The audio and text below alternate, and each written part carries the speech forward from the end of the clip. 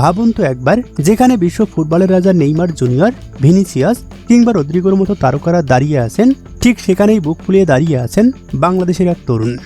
ব্রাজিলের ফুটবল ইতিহাসে অন্যতম এই বড় দিনে যেখানে গোটা বিশ্বের মিডিয়ার চোখ, সেখানেই লাল সবুজের প্রতিনিধিত্ব করছেন সিলেটের বিশ্বনাথের ছেলে শাহানুর রুমেন। কিন্তু কিভাবে সম্ভব হলো এই অবিশ্বাস্য যাত্রা? কিভাবে ব্রাজিলের ড্রেসিং রুম পর্যন্ত পৌঁছে গেলেন তিনি?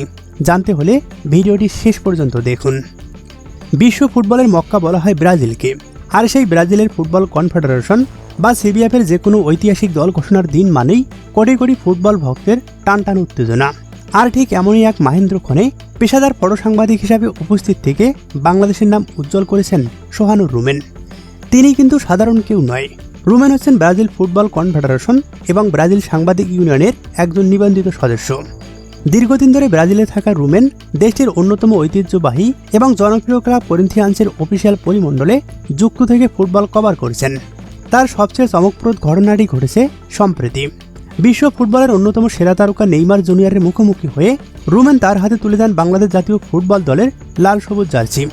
নেইমার হেসেই আপন করে নিয়েছেন সেই উপহার। বিশ্ব মঞ্চে বাংলাদেশের ফুটবল আবেগকে এভাবে তুলে ধরার দৃশ্যটি সামাজিক যোগাযোগ মাধ্যমে মুহূর্তেই ভাইরাল হয়।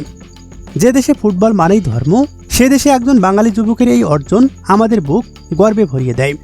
শাহানুর রুমেন প্রমাণ করেছেন, স্বপ্ন আর সততা থাকলে লাল সবুজের পতাকাকে পৃথিবীর যে কোনো প্রান্তে উঁচিয়ে ধরা সম্ভব।